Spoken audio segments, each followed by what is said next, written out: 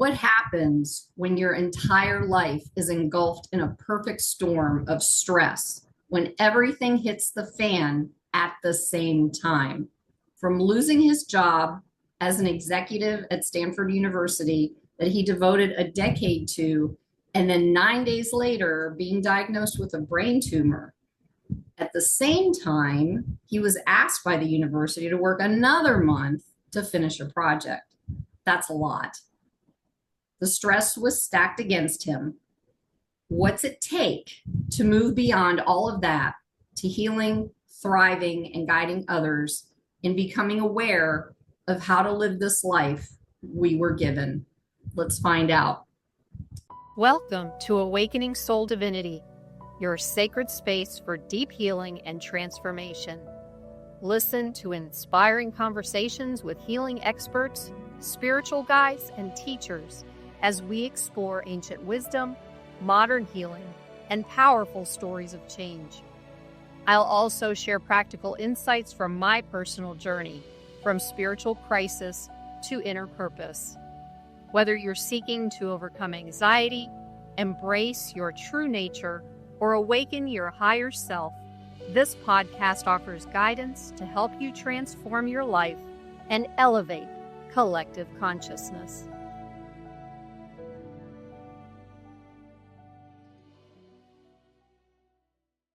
Welcome, Don. How are you? Thank you so much for being here.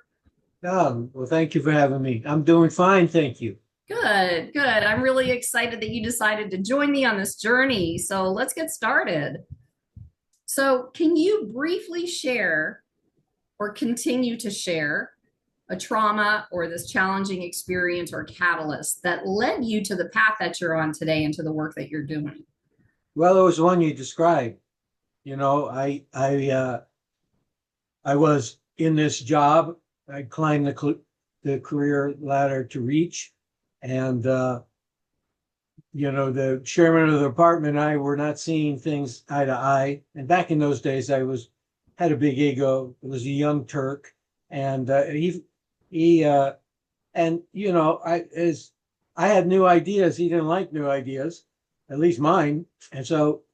After banging heads for 2 years, he decided to kick me out to the street. And I was married with 4 kids and a big mortgage. Yeah. You know, that was taking just about more than half of my salary. So I was in trouble financially. And then, as you stated, 9 days later, it was discovered I had a brain tumor.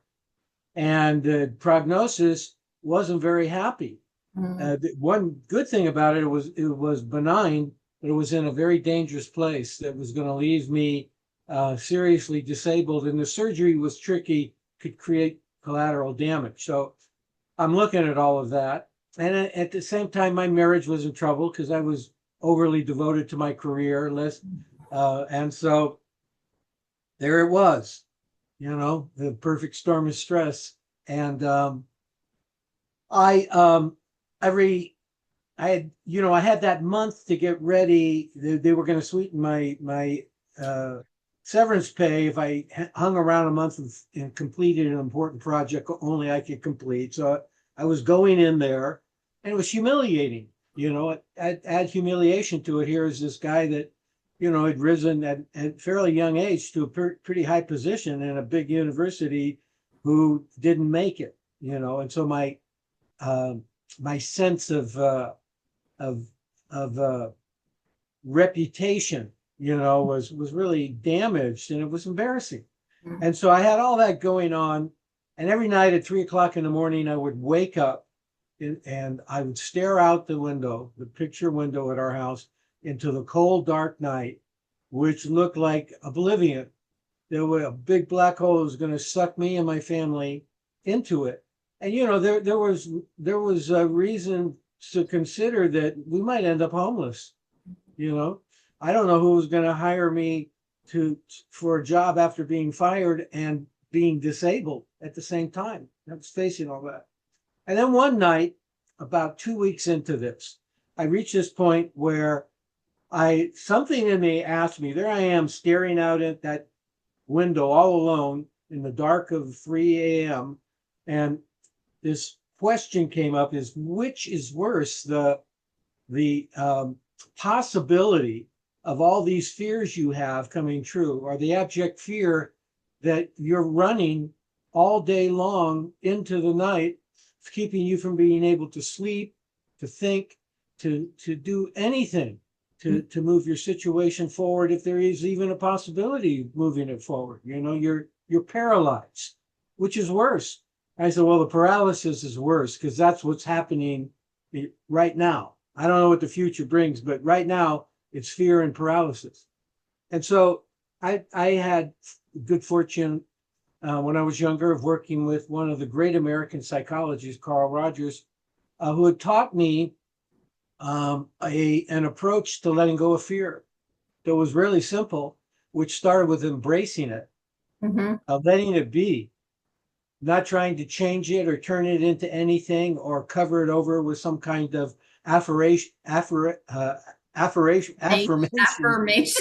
Yes, Yeah. that your brain isn't going to believe anyway. Right. And so, and just to be with it, and what you will begin to understand is that it's almost entirely thought-based, and it's often based upon thoughts that you can't even validate as true. And I want to throw something in here just for the audience real quick. As far as thoughts go, it's like we think 80,000 thoughts a day, and in our world, most of them are negative. So when we think that, we attract it and cause ourselves this fear in the process that keeps us stuck. So that's the point of doing affirmations. But like you said, Don, you can't stack an affirmation basically on top of a fear, because your body's going to be like, no. So yeah, so I just want to throw that out there. Brain's amygdala and your ego is not going to buy it. Right. They weren't buying it, and so you just sit with it, yeah. And you just observe. And you observe from a place of standing back, as if you're almost looking at another person going through this suffering, while at the same time being in it, kind of like the in it, not of it. And that means you're beginning to detach from it, And so so I did that. And I would get, I don't know, not 30,000 feet, but I would get above it enough to look down and realize, look at what you're thinking. How could that thought not turn into this crisis of fear that you end up believing, and that ends up creating this condition of suffering that you're adding on to your medical condition? Absolutely. And I could see that. And then I noticed that as I began to see it, it would pass, it would quiet down, and I was free of it. But the first 10 times I did it, that experience of being free from it lasted maybe 20 seconds. Yeah. But then eventually I reached this point where I actually felt grounded in the peace and freedom that this ability to be self-aware of what was going on was affording me. And I knew I made it. I'd crossed the river, because when I turned and looked out that big bay window into the cold, dark night of a black hole about to suck me in, it had changed. We had this beautiful oak tree out there, and the leaves were glimmering in the moonlight, and it created this scene that was almost sacred. And I thought, what a change. And the tree hasn't changed, but something in me changed. Something in me opened up. And so I made a commitment to myself that I would let go of fear in this simple but basically simple way, as I went back to work and approached the day of surgery, brain surgery. And when I went back to work, the feeling of a lost reputation was gone. I was at peace with myself, and there were people I thought that had were part of my demise in the department. They were enemies. They had borne false witness, of which I had no proof. And I realized that, I don't even know if they did that. And even if they did, so what? And so I started being nice to people and friendly. And I noticed too that with the work I had to do, I was much more effective. I could tell, I've got a couple of more weeks to do. I'm never going to get to this part of it, but I can really make this part, and I can hand it off to somebody in really good shape. I could make those discernments. And so all the way up in that 2 weeks approaching surgery, I did not entertain one fearful negative thought. I had them, but I didn't get caught in them. And so when I showed up for the surgery, I was in a state of self-confidence, almost of bliss, because there's something about how when you finally move into a place of calm that opens up to a real genuine experience of inner peace, that what rides on the top of that is joy at being alive, and you start seeing how beautiful the world is. Even if you got a tumor in your brain, it's still beautiful. And so I went to the surgery, and I emerged from the surgery with none of the disabilities that they predicted. And back then, neuroscience hadn't made all the discoveries that they were going to make about 20 years later, which established the mind-body connection. Right. I remember even talking to a neuroscience and saying, not neurologist, and saying, "Do you think this shift in attitude is going to affect my brain tumor?" And he said, "Oh, that's just hippie nonsense." Well, now we know definitively that your attitude, your state of mind, it affects right down to the cellular level of the body. And it did for me. And on top of that, I got my job back at the university, not in that department, but the chairman of the Department of Psychiatry had heard in the rumor mill about this guy over in the Department of Medicine who had faced this crisis and yet had this incredible attitude in the way he was approaching it, peacefully. And he called me over and he said, I need an executive. I need a chief executive over here. And are you interested? And so we interviewed, and he said, he hired me. And I said, well, I don't know how I'm going to turn out. And he said, being a psychiatrist, he didn't have any problem with the mind-body connection. He said, with your attitude, you're going to be fine. He said, and I need your this kind of attitude in this department, because we don't have it. We're not positive. Well, let me ask you a real quick question. I want to ask you a real quick question. I don't mean to interrupt, but there's things popping in my head while you're talking. So the previous job was for the Department of Medicine. Yeah. And then you moved into the Department of Psychology. Psychiatry. Oh, psychiatry. Okay. Yeah. It was a medical school. Okay. So what you did in your journey was create the mind-body connection in that move. And I think that's kind of cool, because, and what year was that? I would say the reverse. I would say that the mind-body connection created the move.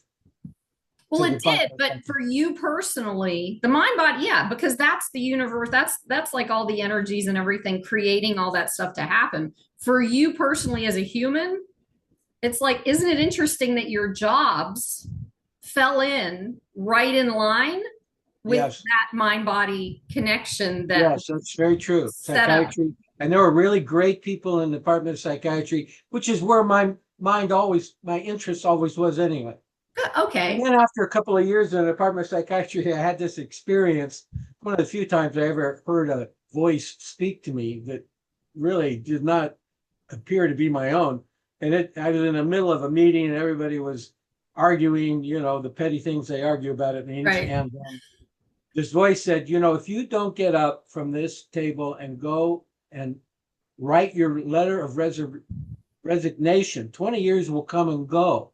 And you'll still be at this table, but the path you came to walk will be gone, will be no longer available to you. Wow. So I went to my office and I wrote that letter. And then I looked at it, I said, this is one of those things you really ought to sleep on. And then the voice said, and when you wake up, it'll be 20 years from now.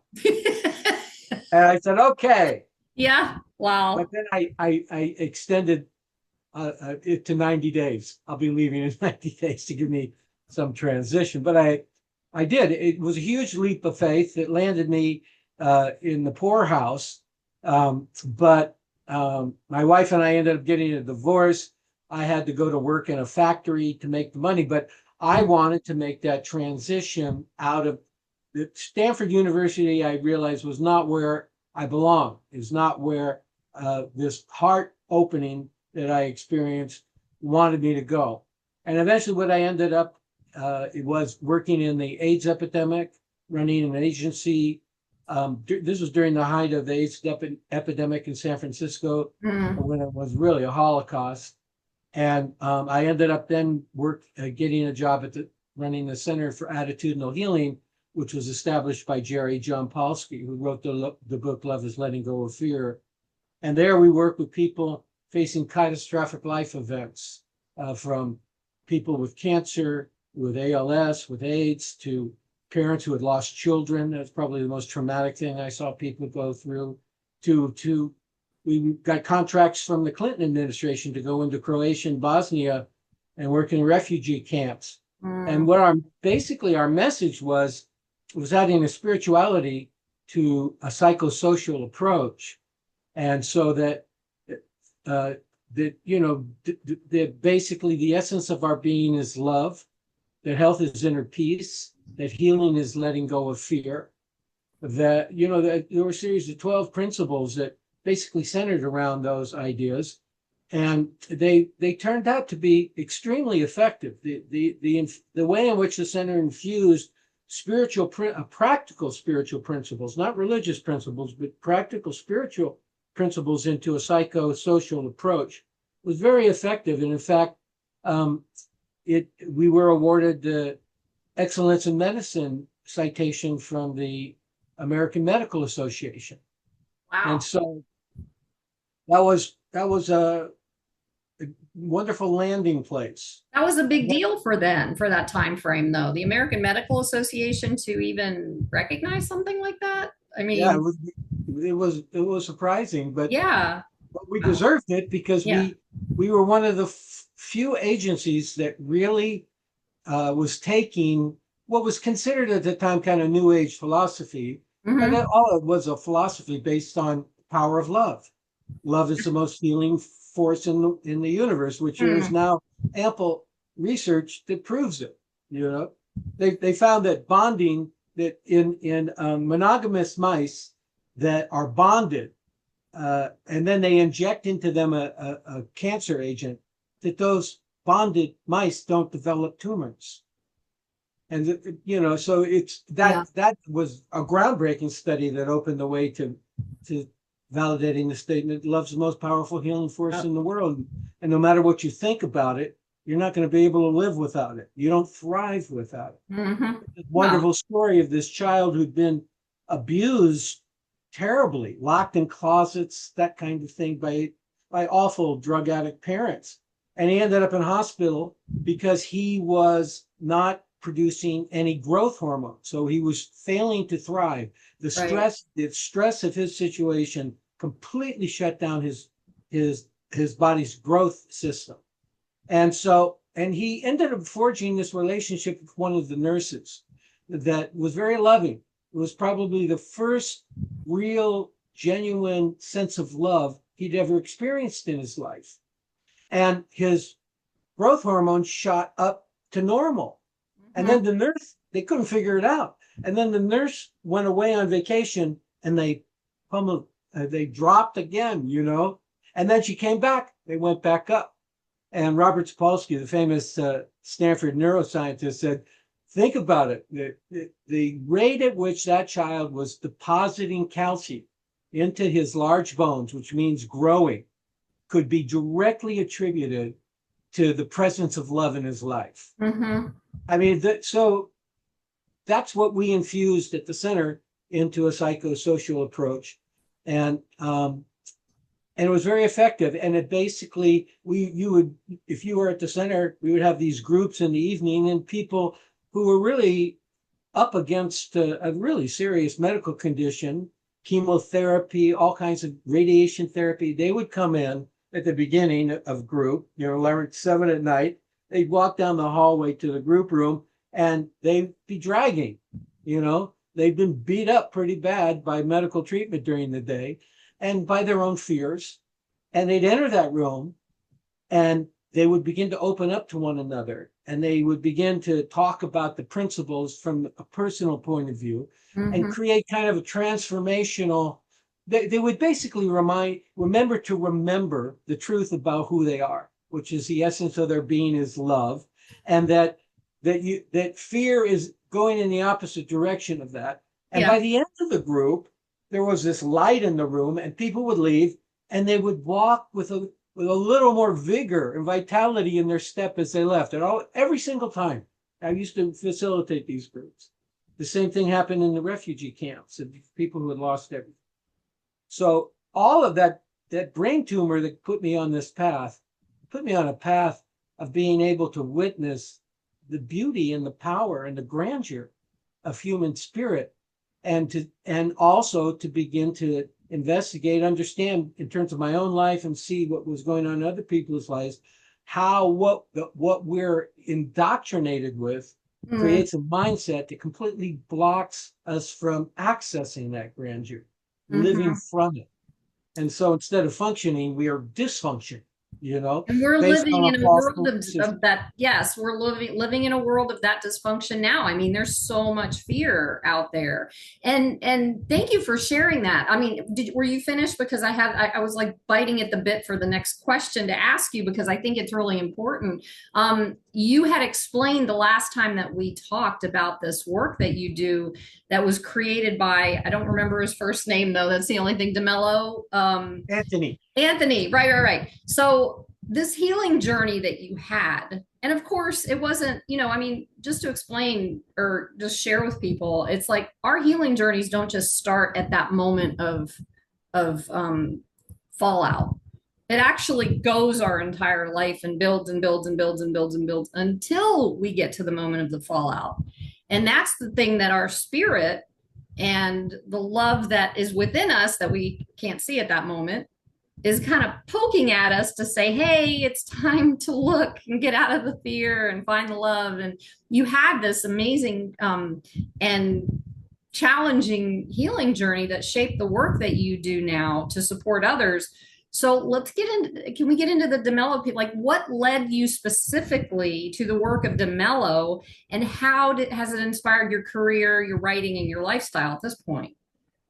Oh, well, I stayed at the center for, 12, 13 years. Wow. And we developed approach, or I developed while I was there with a kind of think tank, an approach to alleviating stress. Because one of the things that was very obvious is the amount of stress that the debilitating effect of stress on people. We just saw it's rampant, right? And then I was reading in the Neuroscience, and stress is fear.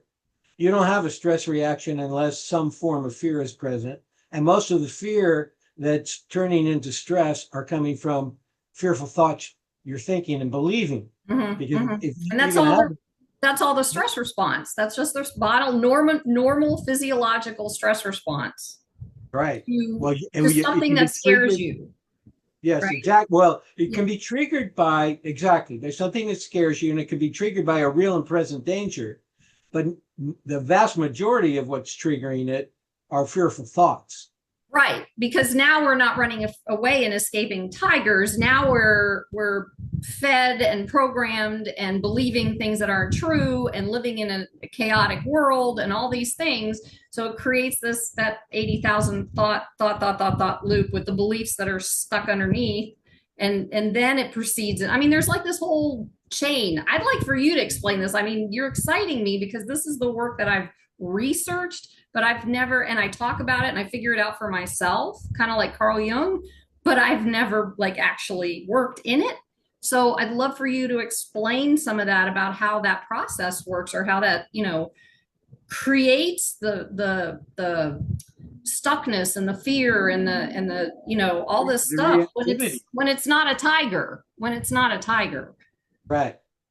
Well, that's what that book I wrote, The End of Stress, does. It really explains it. But to give it to you in a nutshell is that, so we're born into this world, although most of us find it hard to believe that we were born this way because of the way we're trained to think about ourselves. But we're born into this world loving, ethical, um, and creative geniuses with a spark of creative genius in us that is directed towards doing something for the greater good. Yes, thank you. That is the programming that the universe put in us, that God put in us, or whatever that the power of love put in us. And then we get talked out of it. You know, we go to our parents are unenlightened, you know, and they might give us you know, fearful ideas about the world. My stepfather used to call it, wait till you get out there in the real world. It's going to kick your Yeah, I ass. remember You that. know? And you're a little kid like, what? And then you also have parents who are deeply wounded themselves and project that onto their children. They traumatize their children. And then they go into the school, and the school teaches that there's one way you do things, and you're going to do it this way. You're going to do it the way our educational system says to do it. And suddenly what they see is the children move into school, and they really do test at the creative genius level. And by the time they're coming out of grammar school, they're about half of them test that way. By the time they get out of high school, about a quarter test that way. And by the time they're 30, very few people at all test that way, you know? And the only ones that test that way who walked away from society, like Einstein did, or like Bob Dylan did, you know, these people who said, I'm not going along with that enforced insanity. You know, I'm going to be free. Well, most of us, we get hit too hard. And so what happens is that as we learn these doctrines, and we're told to believe them, and they become a truth, we relate to them as if they are some kind of truth. Our brain wires for them, you know. And so our brain, what happens is we become what's called fear conditioned. And fear conditioning just essentially means is that when you keep reinforcing a thought that isn't true, but you continually believe is true, your brain begins to wire for that. And then it becomes automatic. And what happens, you have a part of your brain, which is the fear center, which is called the amygdala. And the amygdala is the one that sets off a stress reaction. And so when I'm sitting there pacing back and forth at 3 o'clock in the morning saying, I'm going to end up homeless, my children are, I'm going to die, and my children lives are going to be ruined. And I'm believing that thought. But what the amygdala does, it immediately interprets that you're in danger, your life's at risk. We are dumping stress hormones in for fight, flight, or freeze. And what those stress hormones do is they have a huge biological impact on you. And they shut down a large part of the prefrontal cortex, which is logic, reason, intelligence. They take over the thoughts. So now you're thinking incessantly in fearful ways. And then they also have this terrible effect on your body. They pump up your heart, so over a period of years, they lead to heart disease. They actually damage stress hormones when they're chronically flooding the system. They damage a part of your chromosomes called telomeres. So the chromosomes are putting out new cells all the time to repair your body, to keep it from aging prematurely. And what happens when the chromosomes get damaged, they start putting out abnormal cells. You end up with premature aging. That's why you see stressed people look so much older. And you end up with cancer. So these are very bad outcomes. And so stress is not something you should someday get around to addressing. You need to deal with it. It's a medical emergency. Any doctor, any primary care doctor will tell you that. And so what I did is that Attitudinal Healing, the Center for Attitudinal Healing, where I work, directly address shifting that mindset and moving in a direction that's called neuroplasticity. So that as you begin to change your experience, you know, it's not just that you're thinking affirmations, but those affirmations that you're thinking are actually generating an experience of positivity, experience of happiness. that as you have a change in experience from shifting out of those old thoughts by bringing them into awareness, and this is where De Mello comes in. His contribution is how you bring those into awareness and how they drop by their own weight. You have to do anything. Awareness, they just drop out. I'm aware of that now. You don't have to do it. And as you do it, this neuroplastic occurrence happens. You know, I mean, this is what science has really discovered 20 years ago and has been working furiously on ever since, is that it changes your brain. Change of experience, the change of attitude, it changes your experience, changes your brain, so that it begins to shrink that fear center and enlarge the prefrontal area where creativity, positive emotion, and logic and reason and intelligence are. And you suddenly are looking at a whole new world as a result of this. So basically what De Mello is telling all of us is that you're not at fault for the mess, the psychological mess you're in. It's been programmed into you. But nonetheless, you're responsible for changing that. And the way in which you change that is you bring it into awareness. And the way De Mello says you bring it into awareness is very similar to what Carl Rogers told me. Actually, De Mello studied psychotherapy with Carl Rogers. It's the very same thing, is that you allow it to be there, your upset to be there, your stress to be there, your fear to be there, your judgment, your negative judgment on somebody, your self-condemnation. You let it be there. There it is again. You don't try to change it, turn it into something else. You don't resist it. Just let it be. And then you kind of step back from it as much as you can while you're still in it, and just notice it. Look at those thoughts. You know, I'm screwed. I'm doomed. You know, whatever thoughts you're thinking. They don't like me. I'm going to get fired. You know, and then you notice the emotion that rises off of that thought. And then you begin to understand this thought leads to this experience. This is not the experience. This experience is suffering. And I don't want to suffer. And you just sit there in it. And De Mello even goes as far as to say, don't say, I'm afraid, I'm stressed, because that's identifying with it. He wants you to disidentify, say, look, stress is there right now. Stress is there, and fear is there right now. Condemnation is there right now. And just let it be there. And then what you will notice. Wait, before you go further, when you say just let it be there, because I went through this. This is exactly what I went through. And when I let it be there, the next split second, I don't know, you might say it now, but I'm just curious. The next second of that is actually feeling that feeling. So it flows through your body and goes through, because that's what I did. I just allowed the feeling to rupture, to just open up.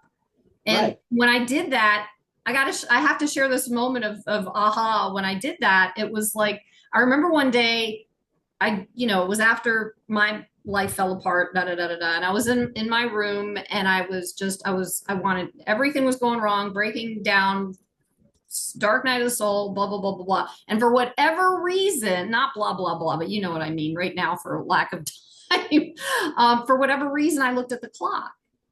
And then I broke down. I just let what you're describing happen. And I started crying. I saw what the clock said. I started crying. I let the tears flow. I let the energy flow. I did all of that. And then I looked at the clock again, and it was when I was done, and it was 6 minutes later. It was that intrigued me, because what I noticed was when we let the stuff go, most people are afraid to do it because they think it's going to overtake them. But what actually happens is it releases. And it doesn't stay that long, from my experience. No, it takes a courage initially, because you're right. Most people are like, oh, if I gave into it, it would destroy me. Well, you're going to surprise yourself. It's not going to destroy you at all. What happens is that it passes, because it's all illusion, and it passes. And when it passes, you're now a choice. And oftentimes when it passes, you don't even notice it. And sometimes as it passes, you get an insight. I remember one time I was walking down the hallway to my office, and I was happy. Everything was going well. My book was selling well. I started after when I left the center, I took that concept of stress as fear into corporations and was doing trainings with a management around how to alleviate, how to actually transcend their stress is the way it worked. And my consulting business was going really well. And then suddenly I got hit with this dread. It was like this dark cloud came over me. And the thought I had was, this is all going to disappear. This is, the other shoe's going to drop, something bad's waiting for me around the corner. And I caught it, I stepped back from it and I allowed it into awareness. I came into my office, sat in a chair, let myself feel it, let myself understand it, the thoughts that were working it. And then as I came out of it, as it passed, I had the insight of something that should have been absolutely obvious to me. But, sometimes there's nothing as invisible as the obvious. And the obvious was my stepfather had drilled into me as a child over and over again. He used to say to me, "You will always turn gold into shit." Excuse my French, but that's what he told me. And he said it to me so much and frightened me with it so much and did it in such a degrading way with me so much that it wired into my brain as a belief. And I realized that belief had been in me ever since then, and that these moments of dread had been happening all of my life. I just thought they were the truth, and so they would ruin the day and they would ruin the month. My next interaction with somebody wouldn't be positive because I was in this negative space. I was in this unhappy, self-condemning space. And so what happened was all of that quieted down. And so the next time, it still happens, next time that dread came, I looked at it and I just processed it. And then the next time after that, I looked at it and I actually laughed at it. And now when it happens, and it goes away. That's what awareness does for you. So let me bring something up here because this is very important, and what the things that are going on right now, because this is another experience that I've been having, and I'm noticing the exact same thing that you're talking about, the shift where it's not as bad every time and I feel stronger every time. But with the things that are happening in the world right now, and then I go into here's the other shoe, it's dropping. And yeah, this is big stuff, but I keep, even with this, like after learning how to do that you're talking about, with this, it'll come up and I'm doing the exact same thing that you're talking about as we speak. It's like, okay, and you're safe right now. Okay, and you're divinely protected. Here you are. Everything is okay, and it's like, it's the weirdest thing because it's not something I'm used to. Like I used to be in hypervigilance from the stress response my entire life, from complex PTSD, from all that stuff. And now it's like, yeah, it'll come up. Yeah, I'll go looking, trying to figure out, is God there? All this stuff. And it's little by little, just by doing what you're talking about, just telling myself that I'm safe even has been moving that needle and helping me more and more as we're moving through this. And it's very strange because this is a big deal, right? This is a big time right now, and for like 4 years ago, if we were going through something like this 4 years ago, I would have lost it back then, but I'm not doing that. And thank you for describing it that way, because that's how I see what I'm, little baby steps. It's not going to happen overnight, but you're also given, once you get into this process, you're also given that opportunity to heal that. It's not like you're going to get something, I don't know. It just feels like I'm not going to get something thrown in my face that I can't handle, period. That's just not how the universe works. Even if you think you can't handle it, so does that, and even if you do get something thrown in your face that is met with the thought, I can't handle this, You, through awareness, you can yes. move through that. And that feeling that you have of I'm safe, I'm whole, is a feeling that I get at the end of processing. So I'll, like with that dread, I'll go, oh, look, I open up, there's dread here right now. And I feel it. I watch Mhm. the thoughts that produce it, the feeling, and I let it pass. I just sit with it until it passes. I don't do anything. I Mhm. just sit with it until it passes. And then my arrival point is, a breath of, Yeah, I'm yeah, safe. yeah. I'm whole. I'm healed. Everything's Mhm. fine.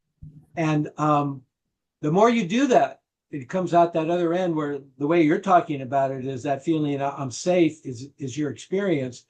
That experience of knowing that you're safe is going to rewire your brain. Yeah, yeah. Now you have a chance to be happy in your life. And the one of the sad things about life and the way in which we've been programmed to embrace life, to be afraid of life, is that the result is it's really hard to find a completely happy person. It's only like about 4% of the population when you break it all the way down.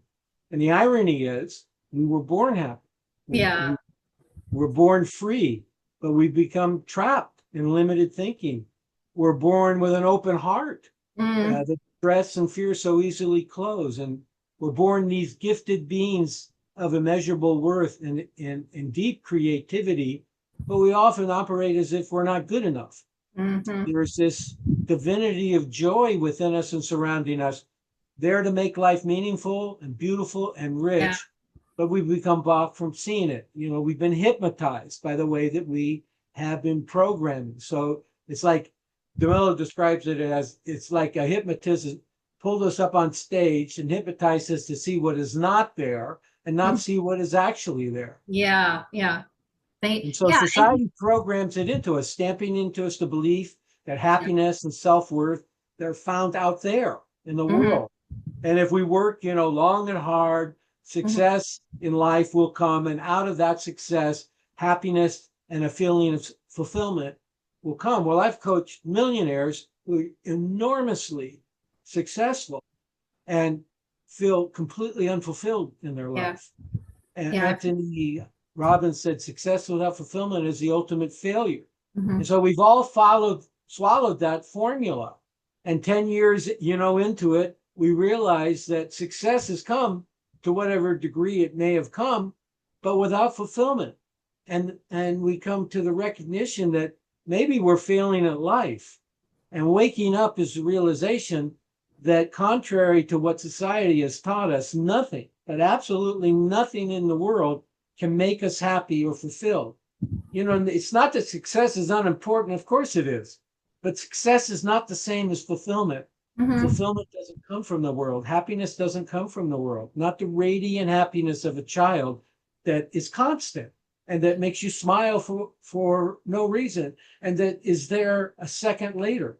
Happiness comes from within. And the truth is there's not a single moment in our life when we don't have all we need to be happy. And the only reason we're unhappy is because we're focusing on what we don't have Mhm. rather than what we have right here, right now, which is That's an yeah. abundance, a great abundance when we are able to be in the here and now moment, not dragging the past into it Mhm. or not disappearing into the future, into some worry for the future. And that's what De Mello is all about. Uh, So Don, before we get into that, because I really want to, that's obviously the main point to this conversation is the awareness piece and De Mello. But I wanted to ask a question. So you were talking about fulfillment, and when you were talking about it, I get really passionate and excited when I hear things that resonate with me. And so when you were talking about it, what I remembered was this: Man's Search for Meaning by Viktor oh Frankl. yeah, that's a profound book, Right, and he was a psychiatrist, I believe, right? and he was also, like, the first half of this book talks about his experience in a concentration camp, and the Right. second half of the book explains and goes into like the psychiatry of what happened with him. And he talks, I mean, the book's name is Man's Search for Meaning, and to me meaning is fulfillment, and he talks about fulfillment in there. And even the way he said it was like, even in a concentration camp you can still find fulfillment, you know. And one of the things that he suggested was looking outside of the wires and all that stuff and looking at the sunset. That's fulfillment, you know. And for us to have everything we need and then some, and in some cases more than some, that's not fulfillment. So when you're talking about working with, you know, wealthy people who have everything that they need and they're still not fulfilled, that's what he talks about in this book. And it's a great read. It's not that well, it's a great read. It's very deep and very profound and some hard to digest, but it's something that will awaken you to recognize, if you've never experienced anything like what he went through, you don't know what that feels like. So even just to read that book and go, oh wow, you know, so this isn't so bad. Even I've worked with people on both sides of the equation. You know, people, you know, there are people in the world that have everything that we think should make them happy. You know, they have all the material wealth and personal success in their career that anyone would, of course, want, and they're miserable. And then there are other people who, by, you know, those by our middle class standards, have virtually nothing, that are happy, that are joyful, and that's proverbial. And you know, you got to figure that out. How could that be? How could that possibly be? And the answer to why that's true is that joy and peace and fulfillment do not come from the world. They come from within you, or they don't come. And, you know, we've been programmed to upset ourselves. You know, if we're living in, we're finding our validation in what we're achieving in the outside world, then we're dealing with what we've been programmed to demand of ourselves. Programming that demands who we should be in terms of the world we should be living in, what we should want, how much we should achieve. You know, we're all externally defining ourselves, and you free yourself from that oppressive fear of failing, which is what you're going to end up with there, as a deep oppressive fear of failing, through awareness. You step back from that distress. You know, it's just this incredible irony that we all have to come to look at and understand, if we're ever going to really experience the innate freedom that's in us already. Because, you know, the truth of the matter is that we are born to be happy. That's right. We are born to live a gracious, loving, joyful, fulfilling life. But we've been programmed with the belief that happiness is waiting for us out there in the world, is waiting for us in the future. There's this poem I love that goes, we wait all week for Saturday. We wait all year for summer. We wait all life for happiness. Yeah. You know? Yeah. But we've really been programmed to upset ourselves when life doesn't go the way our programming demands it should, in terms of the way the world should be, who we should be, what we should want. And we break free of that by becoming aware of the oppressiveness of that. And there's very simple awareness process that De Mello has laid out for us. Okay, so you just good segue. Thank you for that. So let us talk about this awareness process by bringing in this card deck. The latest release to come out of De Mello's teachings is this new awareness deck. Can you hold it up, please, for me, since all I have are the cards that I pulled. So we've got this awareness deck, and lots of cards, lots of cards, like this 108. 108 cards. That's a good number. That's why we And picked so it. how do these cards encapsulate what we can learn from De Mello? Well, they're like reminders. You Yeah, had a few. I did. Maybe And I'm going to share maybe you those when could you kind of, read how yeah. they reminded you of what Mhm. helped you through a Yeah. difficult crisis. This one helps me a lot. This card, it goes, if you were not actively engaged in making yourself miserable, you would be happy. You see, we were born happy. All of life is shot through with happiness. Well, that's it. That's, sort of, at first it takes you back, actively engaged in making myself miserable. Well, how do we do that? By being afraid, some form of fear, Mm-hmm. uh, or by being aggressive. Well, where Mm-hmm. does aggression come from? It comes from some form of fear, and so Yes. if you're not, and then we find out we're miserable, that people are standing back from us, that we're not connected. We don't feel connected. We're unhappy. All Mm-hmm. of that, and yet the great irony is people always ask him, "What do I have to do to be happy?" And he says, "Nothing. You're born happy. It's already in you. Wake up." You know, Yeah. and and how do you wake up? By becoming aware of how there's this program running in you, that you're not to blame for, but you didn't put it in you. It got put in you.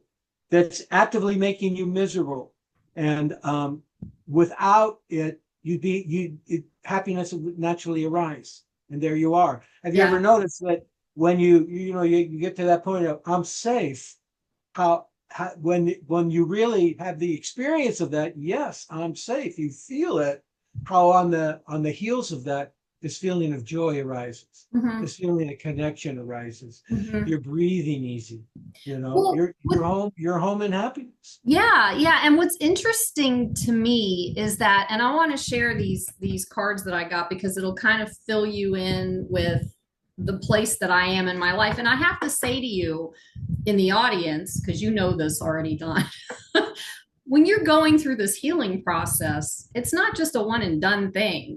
Things are going to come back up again over and over. And I used to have this visual of going up a mountain, and you kind of circling the mountain, and you get to this one spot on the mountain, and you're looking out, and you're like halfway up the mountain, and you see whatever you're seeing, whatever you're witnessing in your life, or whatever's going on, right?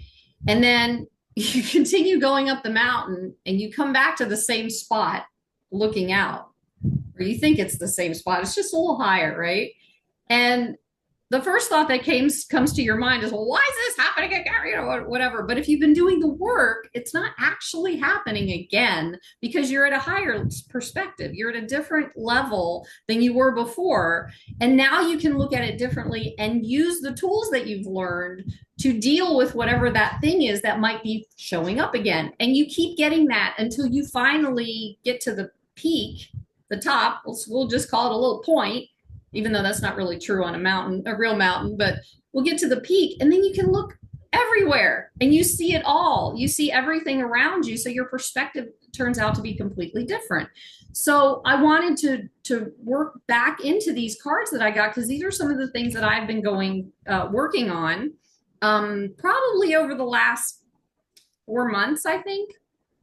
So the first one I wanted to share was, pleasant experiences make life delightful, but they don't lead to growth in themselves. What leads to growth is painful experiences. Suffering points out an area in you where you have not yet grown, where you need to grow and be transformed and changed. So when I read that card, that whole mountain thing came up for me, because you move through these processes and you transform every single time you come back around. And when you're done, you're done. You don't go back to the things that have caused you pain and suffering, or you allowed suffering or whatever. That's how I picked up on it. But when I read this, it was very powerful for me. Yeah, and so what De Mello is Yeah. saying there, and that it is a very powerful statement, and what De Mello is saying there. So instead of condemning yourself, Mm-hmm. embrace it.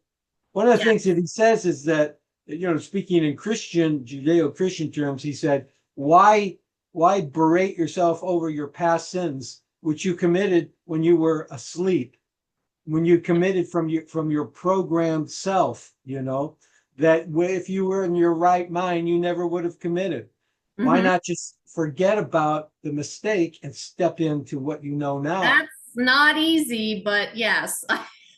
Well, one of the things about not easy is that can become a mindset. I hear people say that all the time, like it's not easy to be at peace. And I said, and as long as you continue to think that, it will not be easy for you to be at peace. Thanks for calling me out on that, because what I learned a while ago, and now that you said that, you reminded me, it's like, okay, yeah, it may not be easy, but changing the wording and saying, oh, well, this is new. This is new for me.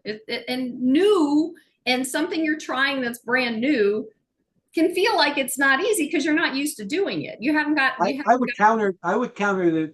I do counter myself when I go, it's not easy. Like, for example, it's not easy to be at peace. And then I counter it with it. The truth of the matter is it's peace. It's stress that's not easy.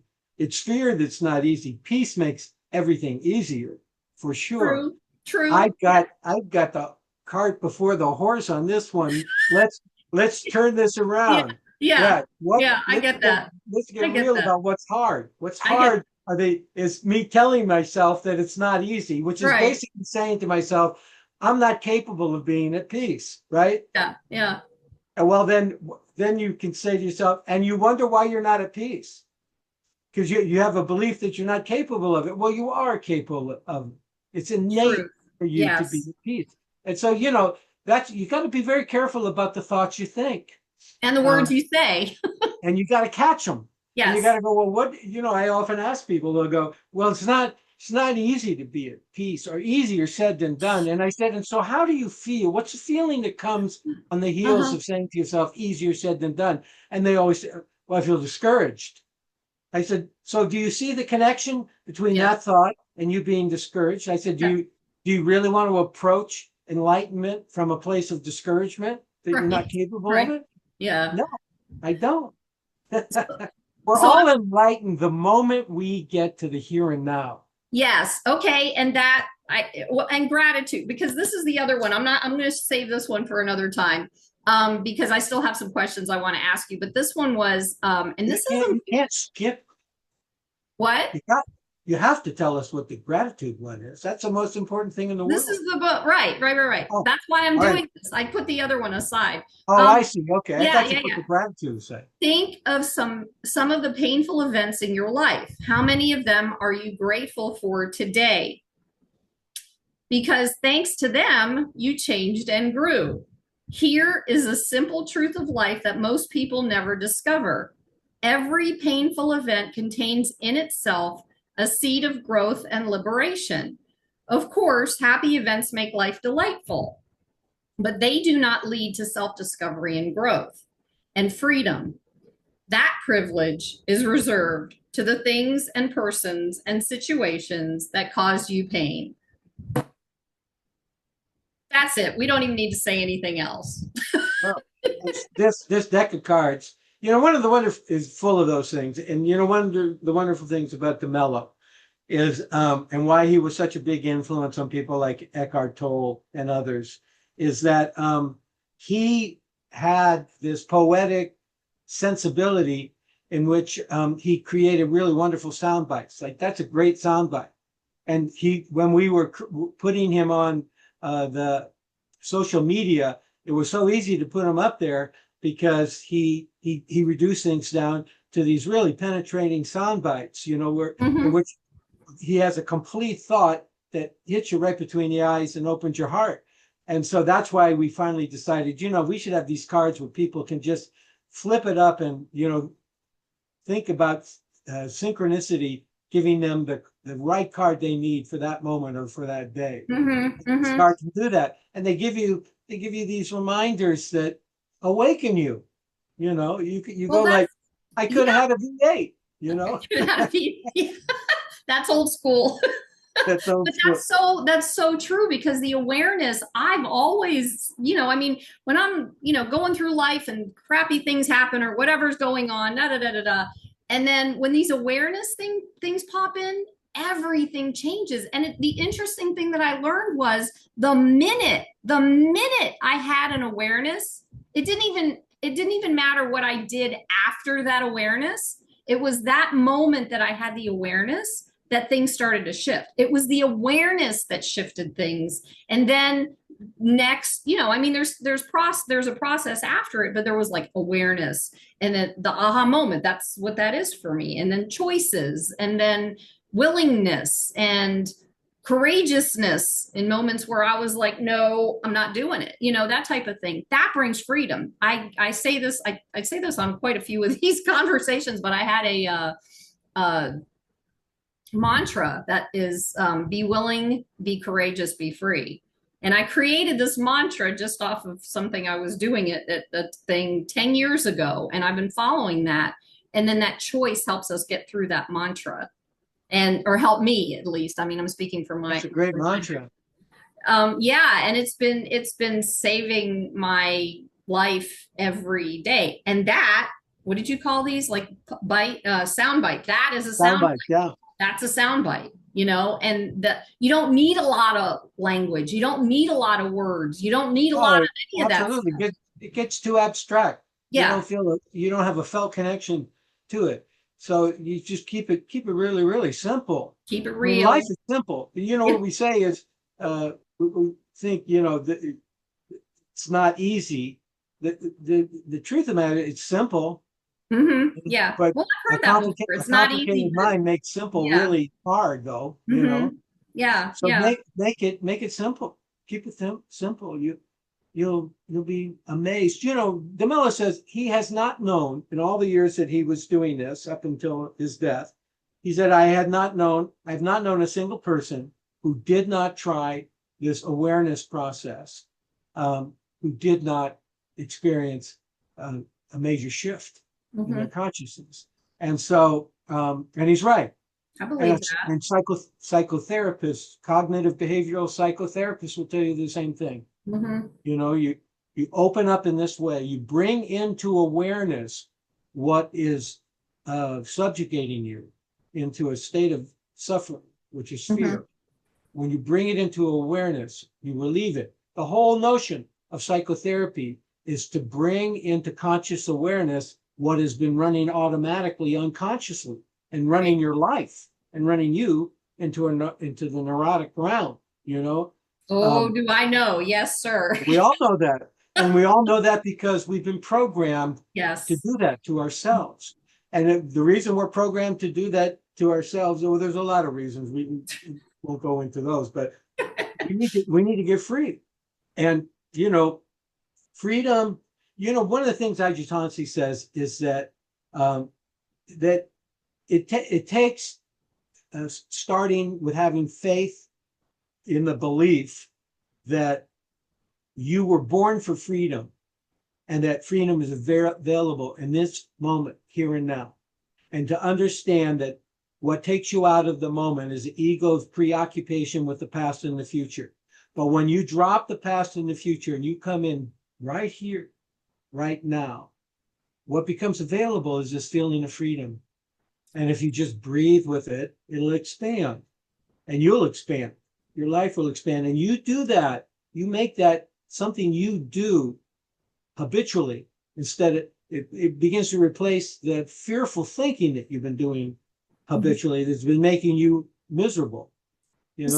Something hit me when you said that, because, we were talking earlier about how looking outside of us is not going, the stress because we're not getting what we want and all this stuff and looking outside. But here's an interesting thing that popped into my head.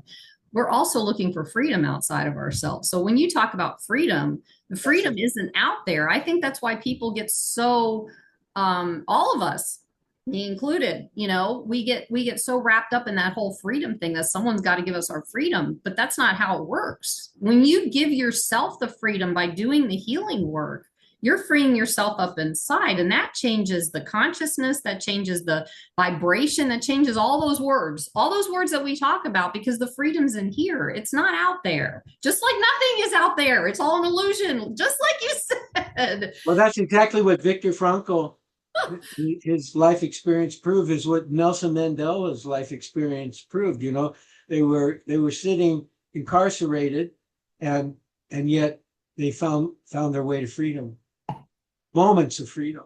Like that beautiful moment you described, where he says, looking through the barbed wires out to the sun going down over the Alps, and all of the men in the car were momentarily struck into silence. And he said, you would not believe that these men who were beholding the beauty of the sun going down over the Alps were men who had given up all hope of any kind of liberty or any kind of life ever again. And yet, boom, this nature gravitates to beauty. It can't help itself. And yet we shut it down, we obstruct it. And so it's through awareness we remove this habitual obstructing thing that's happening in us, is keeping us from seeing the beauty and living a happier, more fulfilling life.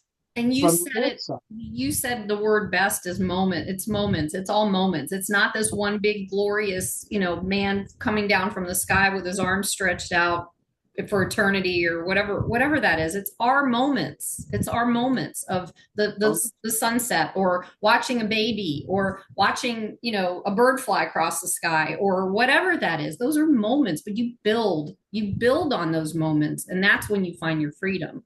And that's what Das meant when he said, he named his first book, Be Here Now, and then the added thing, remember. Wait, Be Here Now. Remember. I didn't hear, who was that again? Ram Dass. Oh, right. Okay. Yeah. That's a book that launched the whole thing. Yeah, that's right. That's right. So on this note of now, remember. Yes. Now, right where we are, and that leads me into, because this is an important conversation that we're having, because it's the first question, and I like I said, I ask these questions to everybody that I connect with. And we're talking, how do you see individual healing work contributing to a larger societal transformation? Well, it's what Krishnamurti talked about, is that the world, what we call the world out there, is an extension of what's going on inside of all of us. And so if we are the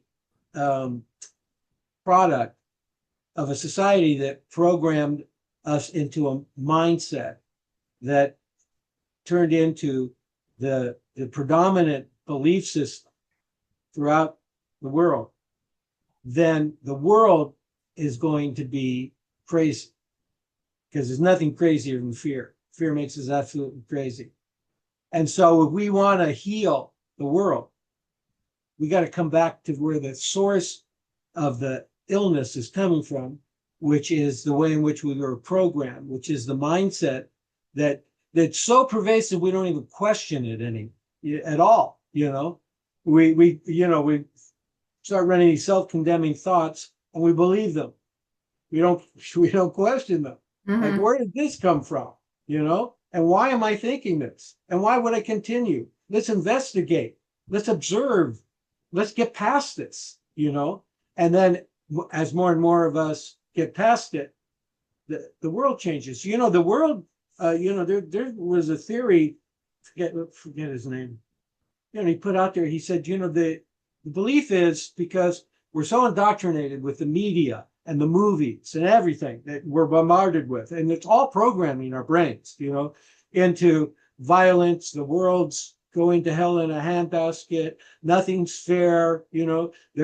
There's this half of America that's the enemy, and the other half that's the good guys, and we got to defeat the enemy. And it's insane. And we're all running all of that, and we don't step back from it. Very few people really step back from it. When you put people who have divergent political ideas into a group that's facilitated, where the communication is facilitated, where what your opinion is listened to and honored for where it's coming from, that people, what people naturally gravitate to is understanding. Well, you find people walking out of those groups going, I can see your point of view. And the other person says, yeah, I see yours. And they go away with, I have a little wider perspective here. Yeah, it's easier to do that though when you're in front of somebody than it is sometimes when you're face to face rather than hiding behind social media. Well, if you're face to face with somebody, what you're running is your stress response system on that person. But if you step back from it and you step into a little support group where communication is being skillfully, properly facilitated, then what naturally arises, you're creating the conditions for what is natural to a human being, which is love. And so we start listening and trying to understand one another. And I've listened to those groups, the Trump and the anti-Trump people talking to each other. And it's amazing. It's amazing the ground that they finally come to, in which they're one people. They're not red or blue. They're one people listening to each other, trying, and they come to an understanding too, which is another marvelous thing, is that they understand everybody in this room has good intentions. Everybody's doing the best they can with the information that they have, and out of that there's respect, and when you feel like your ideas are being respected, you calm down. Yeah. When you're being heard. When you're being heard. That's all anybody wants, is to be heard. And then when you're not heard, you get really angry and you start demanding to be heard. Yes. And then the other person, starts demanding the same thing. And then everybody shuts down. Everybody shuts down. So we're put in that facilitative environment. What naturally arises is what we are. Yes. Which is spirit, which is love. Yes. And thank you. Everything's going to work out much better when we're in that space, So you want to change the world, cultivate that space in yourself. Within yourself. Yes. Thank you. That's where it comes from. That's where the problems come from. That's where the healing comes from. It doesn't come from any other place. Where else why is the world a mess? Because people are a mess. And why are people a mess? Because they got the wrong ideas, They got the wrong. They got crazy ideas. Okay. Let me clarify. What he's saying is not a stab at anybody. We were just taught these wrong ideas. They're not wrong. They're just not. They're not love. They're not loving ideas, right? They're things that don't guide us in a direction that we want to go in. Everybody wants happiness. Everybody wants love. Everybody wants peace. Everybody wants this. Unless, when you have the idea in your head, like I did, like you turn gold to shit. Yeah, you're not going to believe that. Yeah. That's the wrong idea. Right. About what you are. Yes. You're going in the wrong direction in terms of what you are. That's what I meant. I'm glad you clarified that. But it's suffering. You're suffering. You're in an idea that's causing you to suffer.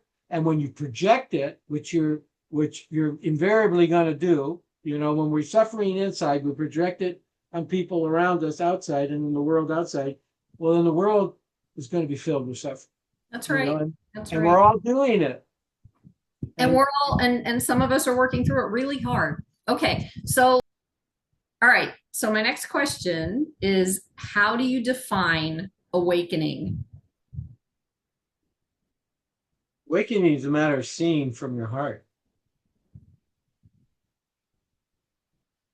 not your intellect. That's it. That's beautiful. That's it. Okay. What do you believe soul divinity is? Soul divinity? Yes. It's love, pure loving kindness in a state of grace forever, which is what we are. That's the name of my podcast, right? Is it? Awakening Soul Divinity. Yeah, I always love to hear what people have to say about it. Okay. Thank you. All right. So how can people get in touch with you? Well, they can get in touch with me through the De Mello Center. I consult with them. And the De Mello Center can be reached at DeMello, DEMELLO Center.com. There's a lot of activity on, and if they look up Anthony De Mello on Facebook or Instagram, we've got a lot of stuff out there. There's a community platform called the DeMello Community.com that they can reach, or then go out and buy the book Awareness, which was written by Anthony De Mello, which has remained a huge bestseller all these years. Tim Ferriss, who's the guru of modern times, he's the #1 podcaster, I guess on Apple at least. He has a whole bookshelf full of De Mello's books. He hands them out to his guests, and That's so cool. He sings the praises. He says that after reading the De Mello's book on awareness for 2 weeks, he was in a state of peace that he'd never been able to sustain before. Well, that's true. De Mello hits you right between the eyes, and the hit between the eyes has the effect of opening your heart. Well, isn't that yes, or awakening your third eye, which opens your heart. That's right. All right. Not everybody think they have a third eye. Yeah. I'm going to add these links to these books onto the description below so you can find them if you decide you want to read them. And also, too, I'm going to put in your book, The End of Stress, because I think people need that. So I'll add that in there, too. Okay, and then the last question I want to ask you, is there anything else you'd like to share before we wrap up? I'm coming out with a new book. I just finished it. Okay. I don't know when it'll be out, maybe in 9 months. It's called The Grandeur Within. Okay. Do you have anything you'd like to share with the world or whoever's watching on just walking through what's happening or something? Well, spirituality is about waking up. So, and the way in which we wake up is through awareness. So wake up. Wake up and heal. Yeah. Wake up and heal. As you wake up, you will heal. Will heal. Yeah, it's all part of the process. They go hand in hand. So yeah, wake up. Yeah. All right. Thank you so much, Don. I'm so grateful for you deciding to come on this show. And to everyone out there, thank you so much for being here with us on Awakening Soul Divinity podcast. And we're done. Peace. Voila.